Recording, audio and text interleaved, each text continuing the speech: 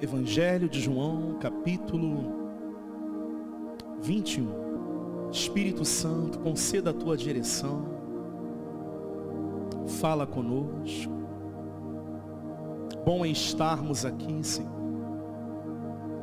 aonde alcançamos por parte do Senhor nutrição. O teu alimento, Senhor, será dirigido e levado ao encontro daqueles que sim, querem ter um relacionamento contigo, querem viver de acordo com o teu propósito. Meu Deus, dirija a nossa vida, dirija a nossa vida, conceda mais e mais da tua sabedoria e entendimento e discernimento espiritual. E quem crer, diga que assim seja. Amém? Depois disto, manifestou-se Jesus outra vez aos discípulos, junto do mar de Tiberíades. E manifestou-se assim. Estavam juntos Simão Pedro e Tomé, chamado Dídimo, e Natanael, que era de Canaã da Galileia, os filhos de Zebedeu e outros dois dos seus, o quê? Discípulos. Deus, ele tem um propósito para a nossa vida. Ele tem o quê? Um propósito. E haja o que houver, aconteça o que acontecer, sempre Deus, ele desejará que você esteja na trilha do propósito dele. Perceba uma coisa, em todo avanço, em todo crescimento, ainda mais concernente a uma igreja, se tem algo que Deus ele prioriza, é a unidade, é o agrupamento, é a união. Quando nós estamos aqui vivendo esse propósito, em unidade, respeitando a união, juntos, e expressando para Deus uma expectativa a mais do poder dele, de novas experiências, de sempre estar no centro da vontade dele, fazendo a vontade dele, vivendo o que ele deseja para a nossa vida. Obviamente, nós estaremos a cada dia cumprindo o propósito de Deus. Perceba que junto ali, naquele lugar, se encontravam os discípulos. Eles estavam o quê? Juntos. Eles estavam juntos. Perceba uma coisa. A própria palavra de Deus em Mateus, no capítulo 18, no versículo 20, olha o que declara aí, Mateus 18, 20. Porque onde estiverem dois ou três reunidos em quê? Em quê? Aí eu estou no meio deles. Veja que aonde se reúne dois ou três pessoas, mesmo intuito, objetivo, propósito, unidade, assim como nós aqui estamos, Deus está no nosso meio, querido. Deus está aqui, presente aqui. E nós devemos sempre se atentar para isso. Por quê, pastor? Porque esse sempre foi e sempre será o objetivo de Deus. Quando ele, olhando para aqueles que o seguiam, ele declarou para aquelas pessoas: eu vou enviar para vocês o meu Consolador. Perceba, querido, que lá em Atos 2:1, declara que o povo estava concordantemente no mesmo propósito, eles estavam reunidos e trazendo dentro de si expectativa. Porque não adianta você sair de casa, vir aqui, eu pergunto a você, que expectativa você está trazendo? Ah, pastor, eu estou indo na igreja hoje, porque fulano me chamou. Pastor Jorge lá na porta me deu uma palavra, eu entrei, mas estou aqui naquele desejo de ir embora. Quantos são aqueles que entram aqui dessa forma, e entram de uma forma, e saem da mesma forma? E esse não é o propósito de Deus. O propósito de Deus é que você esteja aqui crendo naquilo que Ele tem de melhor para fazer na tua vida. Se você chegou aqui hoje, talvez na sua mente, dentro do teu ser, trazendo vários problemas, situações adversas, coloque isso de lado, querido. Porque solução você tem em Cristo. Saída você tem em Cristo. Ele é o remédio. Ele é aquele que advoga as suas causas. É Ele que se apresenta diante do juiz para falar a seu respeito. É Ele que deseja cuidar de você. O povo em Atos se encontrava ali naquela expectativa. Bem gravado na mente deles o que Jesus disse. Não, Jesus disse que Ele iria para o lado do Pai, mas Ele não nos deixaria órfãos. Tem o Consolador, tem algo novo, tem algo dele vindo ao nosso encontro. Os discípulos estavam ali reunidos. Prestem atenção. Aparentemente, vivendo o propósito de quem? De Deus. Mas chegou um ponto. Versículo 3 de João 21. Disse-lhe Simão Pedro: vou o quê? Vou o quê? Dizem-lhe eles: também nós vamos com quem? Contigo. Toda influência pode gerar na tua vida coisas positivas ou coisas o quê? Negativas. Influência que vem por meio da palavra de Deus, que chega ao teu encontro, que sai desse altar na direção sua, é algo positivo, é algo de Deus, é avanço, é crescimento espiritual. Mas se você não estiver atento no seu dia a dia, para analisar qual está sendo as influências que estão vindo ao seu encontro, tem grandes chances, querido, grandes chances, como também grandes probabilidades, de você estar vivendo o propósito de Deus. Deus está falando para você: siga por essa trilha, eu estou contigo, eu sou o teu Deus, é eu que caminho do teu lado. Mas quando vem uma influência negativa, você está andando naquela trilha de Deus, no propósito de Deus, aquela influência faz você desviar o caminho. Pedro ali, reunido com os demais, chegou um ponto que ele disse: vou pescar. O que os outros disseram? Também nós vamos. Influência. Veja que essa saída de propósito resultou em uma única coisa. Foram e subiram logo para onde? O barco. E naquela noite, nada o quê? Resultado negativo. Fora do propósito de quem? Fora do propósito de Deus. Me perdoe a clareza, mas é a realidade. Você não ganha nada, querido. Fora do propósito de Deus, nada acontece.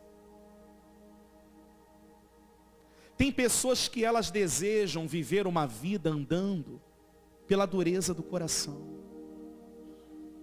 São pessoas de dura cerviz. Num português mais claro, me perdoe a palavra chula, pescoço duro, que não se rende. Ah, quem sabe sou eu, pastor. Eu estou guiando a minha vida já há muito tempo. Esse negócio agora de andar na trilha, no caminho de Deus, no propósito de Deus. E o resultado que acontece é exatamente esse. Porque é prazer de Deus que você esteja no propósito dele. E ele sempre vai arrumar uma forma, ver um jeito, para que aquela pessoa que por alguma influência saiu do propósito, saiu do caminho, saiu da trilha, ele vai arrumar um jeito, ele vai arrumar uma forma para tirar aquela pessoa lá daquele caminho que ela está indo, que ela está percorrendo, não está ganhando nada, não está tendo proveito algum, só está se frustrando. Ele vai arrumar um jeito para trazê-la novamente para o caminho que ele quer que ela venha andar, que ele venha estar. Por isso que vira e mexe.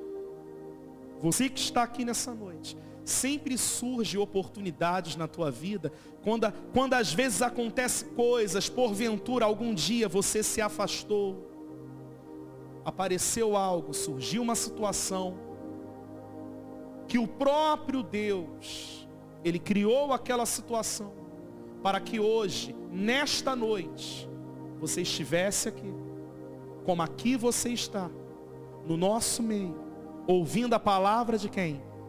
Para que você esteja sempre vivendo uma vida de acordo com o propósito que Ele tem para você.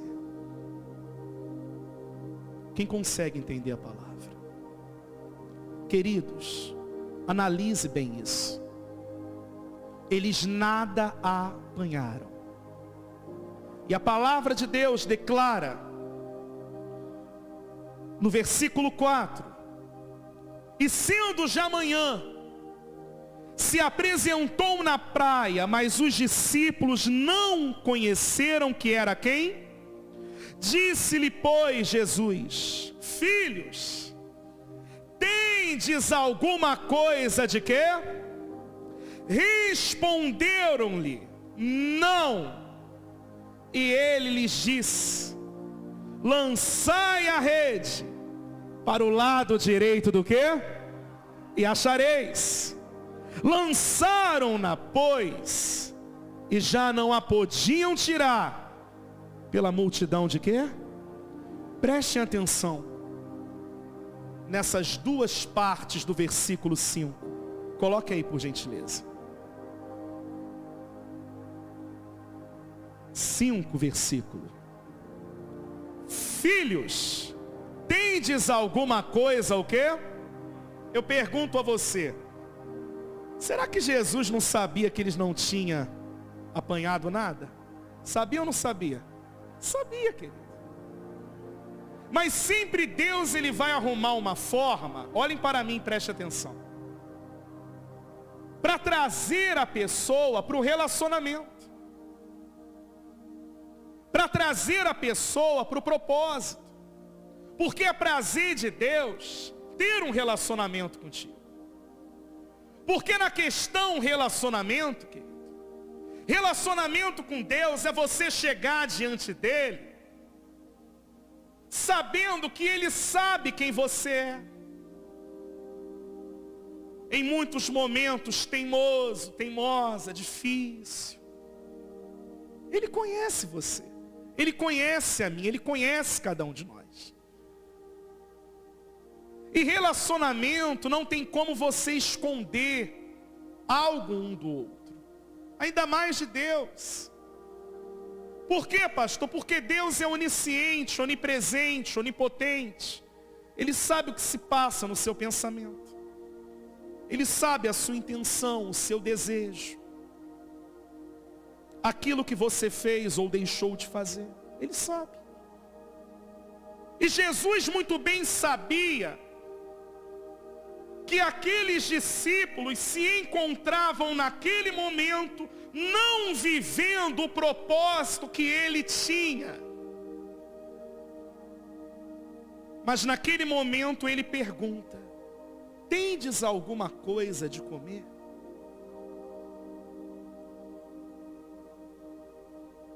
E olha o que declara lá no versículo 7.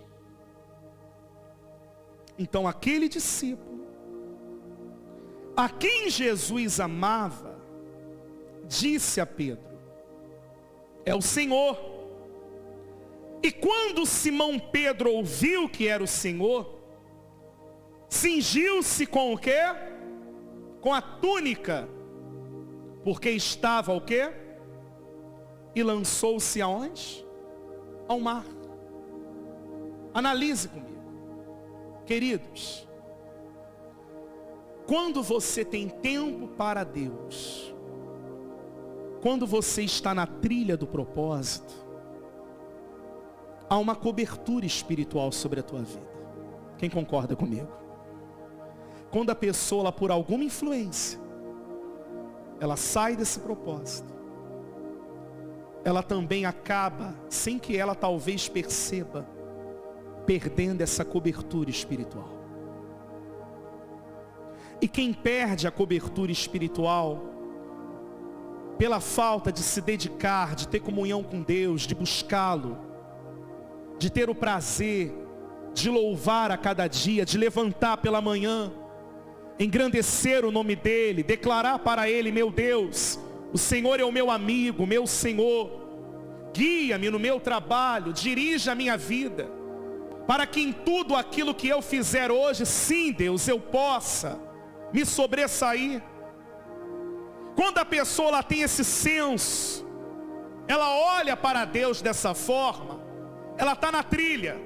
Agora quando a pessoa ela é influenciada, ela sai dessa trilha, e ela passa a viver da maneira dela, do jeito dela, a cobertura espiritual é algo que sai. Perceba, querido, perceba que quando há uma obediência, há um respaldo. Quando há uma entrega, você percebe que o teu fluir é diferente. O Espírito Santo, ele fala contigo, ele se comunica com você, ele te orienta, ele te orienta. Agora quando a pessoa ela deixa de lado isso, a nudez espiritual é algo que fica visível na vida dela. Por isso que tem pessoas que elas, quando recebem uma palavra, por estarem andando por outro caminho, naquele momento ela se emociona, ela se sente envergonhada, porque ela sabe que Deus quer que ela trilhe um caminho, mas às vezes a dureza do coração, a dura cerviz e as influências que procedem desse mundo, tirou ela desse caminho. E Deus, ele sempre vai arrumar um meio para trazer essa pessoa para o relacionamento. Guarda com você. Maior é o cuidado de Deus. Repita comigo: maior é o cuidado de Deus.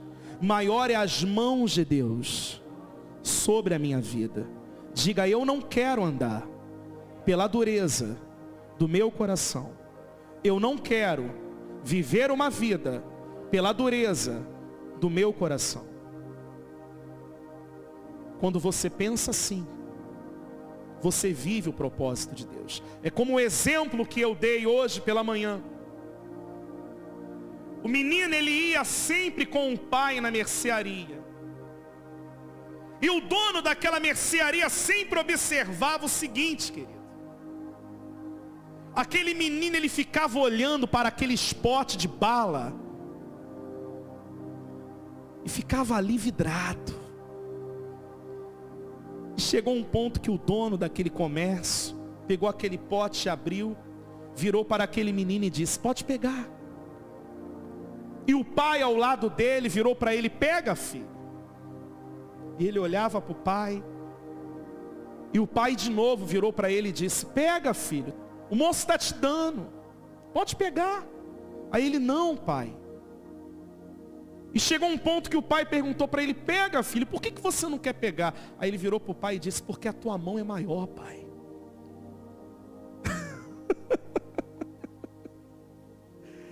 A mão do pai é o quê? Querido, se ele botasse a mão ali naquele pote, talvez a quantidade de bala que ele queria não ia vir. Quando você deixa Deus governar a tua vida e você anda por essa trilha, e deixa e permite, a cada dia você fala para Deus: meu Deus, eu quero estar sob o teu cuidado, é a tua mão que eu quero que governe a minha vida. Aquele menino, criança, mas ele sabia que se o pai com aquele mãozão colocasse a mão no pote, ia vir mais o quê? Mais bala, querido. Por isso que você sempre deve analisar: maior é o cuidado de Deus, maior é o carinho dele por você, maior é o zelo dele pela tua vida. Quando você pensa assim, olha como ele te trata. Versículo 9: logo que desceram para a terra, viram ali brasas e um peixe posto em cima e pão. Disse-lhe Jesus: trazei 2 peixes, versículo 10, que agora apanhaste. Simão Pedro subiu e puxou a rede para a terra, cheia de 153 grandes o quê? E sendo tantos, não se rompeu a rede. Disse-lhe Jesus: vinde e o quê? E comei. Olhem para mim. Olha o cuidado, olha o zelo que Deus tem por nós. Ele não olhou para aqueles discípulos condenando, julgando, ou perguntando para eles o seguinte: o que vocês estão fazendo aí? Será que é esse o propósito que eu tenho para a vida de vocês? Não. Jesus, ele prontamente se atentou para o serviço naquele momento, porque o serviço que ele estava realizando iria novamente gerar entre eles e os discípulos relacionamento. Mesmo ele sendo Senhor, ele preparou ali brasa, tinha peixe fresco, tinha pão quentinho, porque Deus, ele cuida de você. E tem momentos que ele vai, sim, realizar coisas para que você, a cada dia, esteja sempre tendo como prioridade estar na trilha do propósito dele. Amém? Diga glória a Deus. Diga: a cada dia eu quero estar na trilha do propósito do meu Deus. Repita comigo e declare: ele tem propósitos, ele tem sonhos para a minha vida. Ele tem, querido. E ele cuida de você. Não tinha uma quentinha fria ali esperando eles, não. Aliás, ele ainda falou: traz mais 2 peixes desses que vocês apanharam. Relacionamento, comunhão, unidade, estar juntos. Precisamos viver assim. Pastor, o meu prazer é me desenvolver espiritualmente, é ver a minha igreja crescendo. Unidade, querido. Comunhão. Não queira viver uma vida sendo influenciado ou influenciada por coisas que vão tirar você do propósito. Porque vai chegar momentos que Deus, ele vai olhar e vai dizer da seguinte maneira: peraí, deixa eu ir ali buscar esse filho meu, ele é meio rebelde, meio difícil, mas fica aqui, rapaz, não sai daqui não. Puxa, minha filha, Jesus. Peraí. É aqui, ó. Teu lugar, a trilha que eu quero que você esteja, o propósito que eu quero que você viva. Diga glória a Deus. Amém? Relacionamento. Mas para que haja relacionamento, você tem que analisar o seguinte. Vai ter momentos que exigirá da sua parte serviço. Sim? Quem é casado aqui? Tem momentos que, para que não haja intriga, divisão, para que tudo flua perfeitamente, você vai ali, você lava uma louça, vai doer a mão? Hein? Não. Você vai lá, pega aquele lixo, amarra, joga fora. Tem dias que a esposa vai ligar, poxa amor, hoje é dia que eu estou aqui atarefada no trabalho. Você vai chegar primeiro que eu. Serviço gera relacionamento. Mas tem aqueles que infelizmente, querido, não se atentam para isso. Jesus, mesmo sendo Senhor, mas Ele não se colocou como Senhor naquele momento. Aliás, Ele se fez de servo. Ele preparou o alimento. Ele chamou, vinde, comei. E vai ter momentos que você vai precisar cada dia se atentar. Assim é a vida de um casal. Imagine uma mulher chegando em casa, o marido chegou primeiro. Aí ela chega cansada. Passou mais tempo no trabalho do que ele. Ela abre a porta de casa. Está lá o marido no sofá, aquela barriga grande. Não é verdade? Aquele copo no chão. Olha que cena desestimulante, querido. Agora imagine você, ouça aí, maridão. Imagine você, a esposa chegou em casa cansada, mas você tem aquele consenso que tanto você trabalhou como ela. Mas você se apressa, poxa, você pensa, por mais que você queira assistir um jogo, mas você pensa, eu vou preparar a janta aqui. Eu sempre conto com ela, mas hoje eu vou assumir essa responsabilidade. Diga glória a Deus. Amém? Eu vou preparar a janta aqui, porque eu sei que ela está chegando cansada, assim como eu cheguei. Aí quando ela chega, por mais que você esteja no sofá, aí ela fala, cadê as crianças, amor? Ah, elas estão deitadas, já jantaram. Eu preparei a janta, seu prato está lá. Eu estou aqui vendo o meu jogo, mas está tudo no seu devido o quê? Controle. Diga glória a Deus. Serviço que gera o quê? Relacionamento.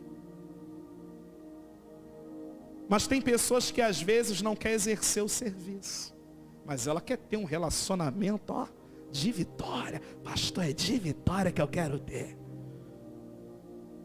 Mas tem momentos que da sua parte exigirá serviço.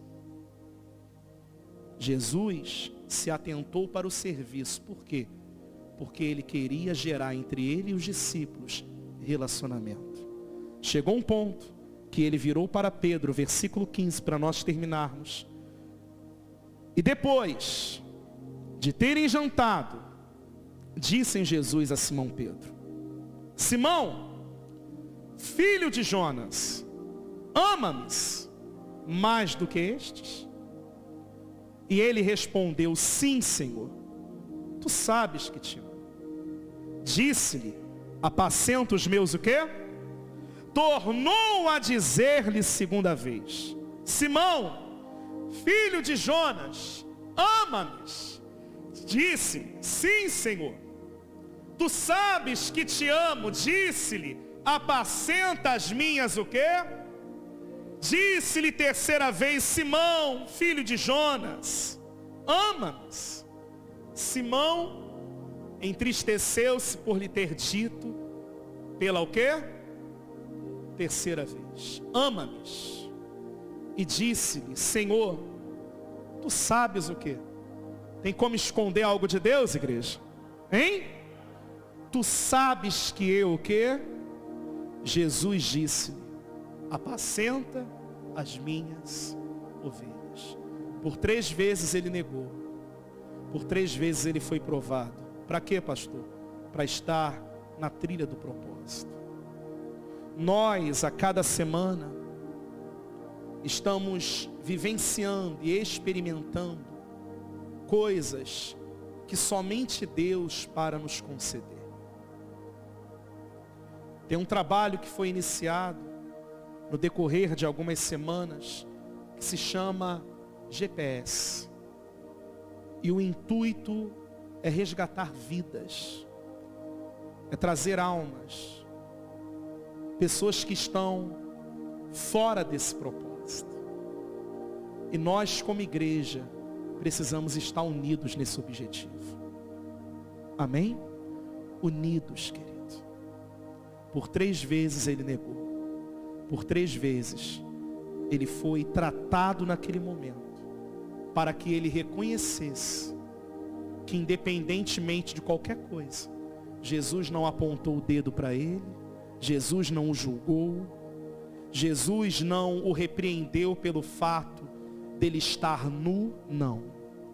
Jesus o chamou para perto, porque é assim que a graça de Deus, ela nos envolve, querido.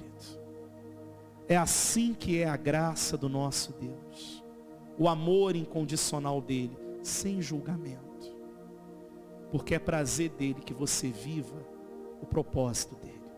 Repita comigo: Deus tem propósito para a minha vida. Fiquem de pé, repita comigo e declarem: Deus tem propósito para a minha vida. Deus, ele tem propósito para você.